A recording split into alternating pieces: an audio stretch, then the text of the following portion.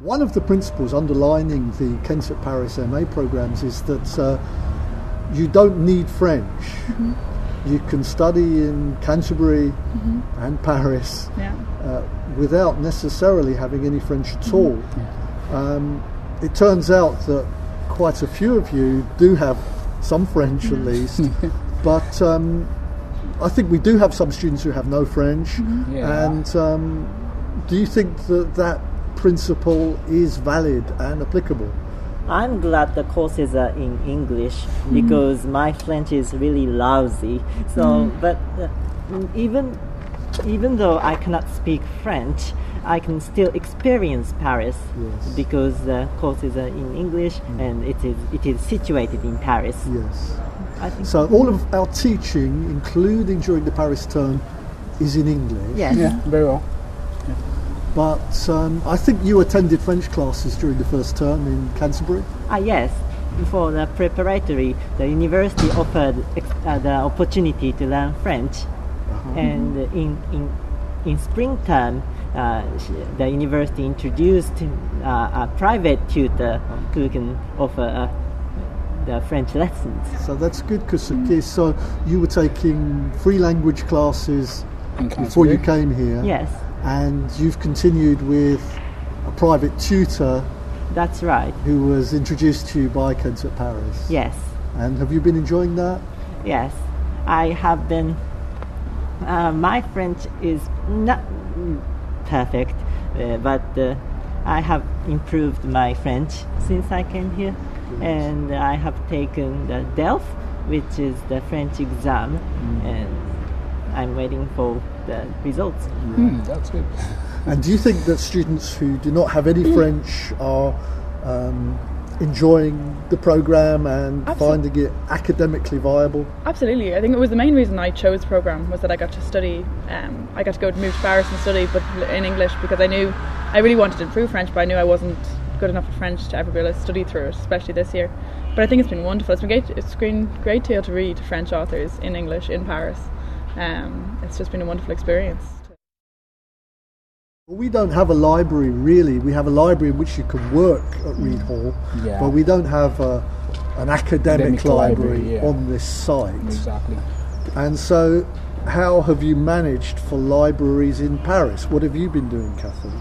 I'm mainly using the American library, because that's got a great number of English language books for me. Also Charles Sank is also a great one, because it's got a lot of critical resources in English. So both of those have been the most beneficial, I'd say, to me. So you've had access to, we get you borrowing rights from the American Library in Paris, which is a big English language library, and also from a French university library, Université de Paris 7, Paris 7. And they have an institute for Anglophone studies. Is that where you go? Yes. And they have good holdings. They have good holdings, exactly, for most English literature, and they are all in English as well. And that's what has actually been helping out. And you have the National Library, you have the Cinémathèque Library if you're studying cinema. You have the Centre Pompidou Library, which is free. If you're ready to queue up to get in. Exactly. And I think there are several city libraries as well, which are equally free, and I think I joined one of them. And the good thing is, if you have a city library card, you can go to any of the libraries in any location in Paris once you have the city library card. And what about online?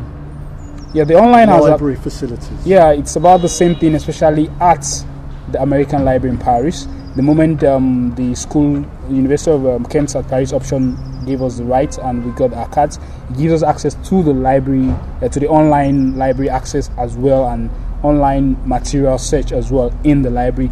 You have your passwords to log on to, or probably get your laptop connected to their network, and it's been seamless, good environment to read, and they're actually even opened on Sundays for you if you want to do some research in a quiet time. Okay, so you found the American Library useful for very, the books very useful. And for the online facilities. Very, very useful. What were you going to say, Kusuma? Well, we also have. I just wanted to say we also have access to the JSTOR through the university's library site. So, as far as research is concerned, I don't think there is any difficulty in writing essays. Exactly. And preparing for seminars. That's right.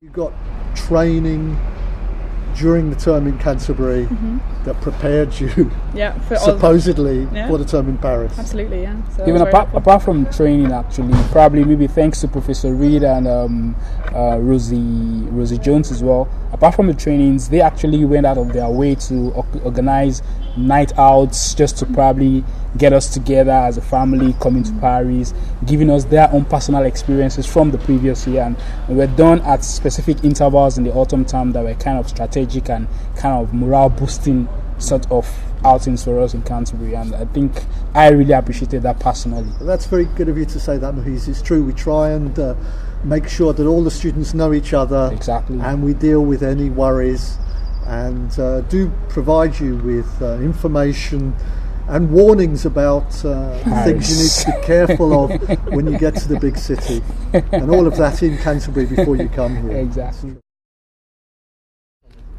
Okay, well, we're sitting here in Reed Hall, and I'm with Kosuke Fujiki from Okinawa and Mohiz Busari from Nigeria, two of our top Kent at Paris postgrads, and they're studying respectively MAs in film studies and in post-colonial studies. And I'd just like to ask you, what were your motives in coming all this way to take a Kent at Paris MA? Well, motives.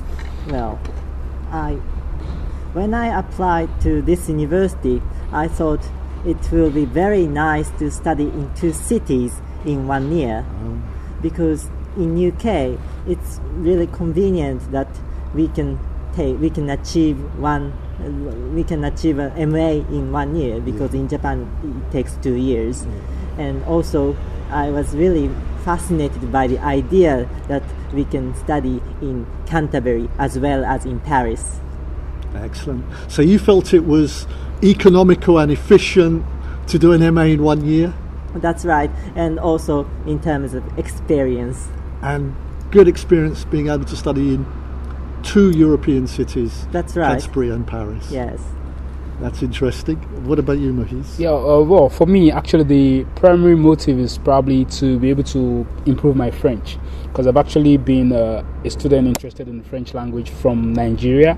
So I was scouting to do my postgraduate actually in the UK, because its language of thought is English language. I couldn't come all the way to France to do that. So on coming across Kent at Paris program, I was like, yes, this is what I needed.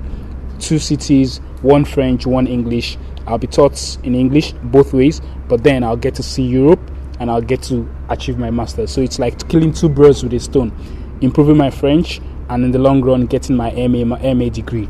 Excellent. And have you found that the modules and the teaching have differed between the autumn term spent in Canterbury and the spring term spent in Paris? What do you think, Mohiz? Well, I wouldn't, from my own angle, looking at it from the post-colonial angle, because I'm doing full studies, post-colonial studies, actually, I wouldn't say it differed. But what I would say as a difference is that the bulk of what we're doing here in Paris has to do with things we can relate with. Unlike Canterbury, here in Paris, most of our modules, we actually get to visit the museums we talk about, visit the houses of the writers we read about, get to walk on the same streets of the writers we read about, get to see places that are probably where there are settings in their literary or fictive worlds. We get to see places like that, just like probably when we did the module on when you taught us on Hemingway's Movable Feast in Paris.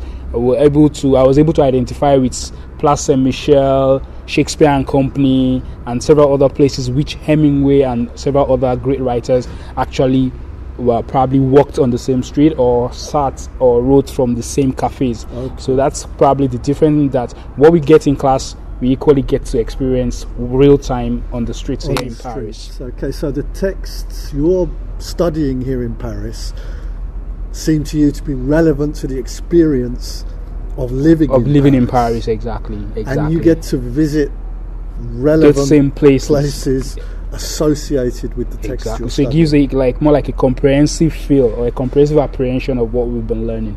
And are you finding that, Kosuke? Well, there is a difference because in Canterbury, all my classmates are film majors, although they have different backgrounds. Yeah. So in a way, I was among specialists in Yes, film. yes. But in Paris, I'm the only film major, Yes. and all the other students are studying different things. Okay. So I think I am getting a different perspective.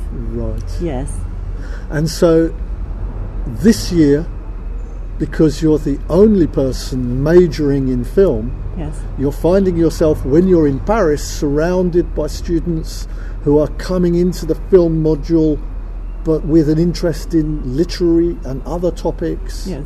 But you find that to be something positive or negative?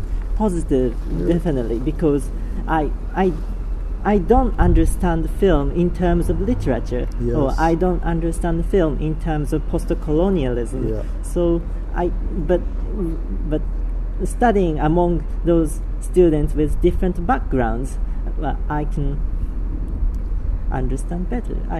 That's interesting. And can you tell us about the syllabus on the film module here in Paris? Yes, in film modules, we are majorly dealing with Paris and modernity. Yeah. So we start with the first Lumière films and the Georges Méliès films, Okay. and we go on to the Louis Feuillade, which Okay. is the crime serials in 1910s, Yeah. and also then we go on to the 1930s, where John Epstein and René Clair made films, and then we go on to the Jean-Luc Godard and New Waves. Good. So I guess that while you're studying film here in Paris, the films you're watching and working on are from French cinema That's right. and relevant to being in Paris. But we also studied one film by Peter Greenaway. Oh yeah. Well, he's very popular in France. Yes. That's right. More so than in the UK, probably. Okay. So, have you felt that there have been experiences which have matched your expectations coming to this international MA program, Kosuke, or have you been surprised by the way your experience has developed? Well, I was surprised, but in a good way, because in Paris there are a lot of exciting events every time.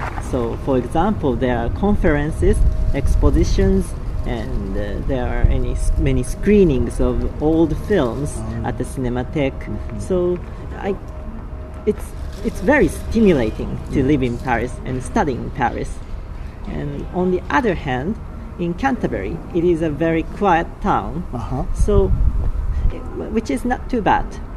I could concentrate and I could study very intensively. Yes. So in this year, I can experience the two different kinds of mode of learning, Yes. and which is very good. Good.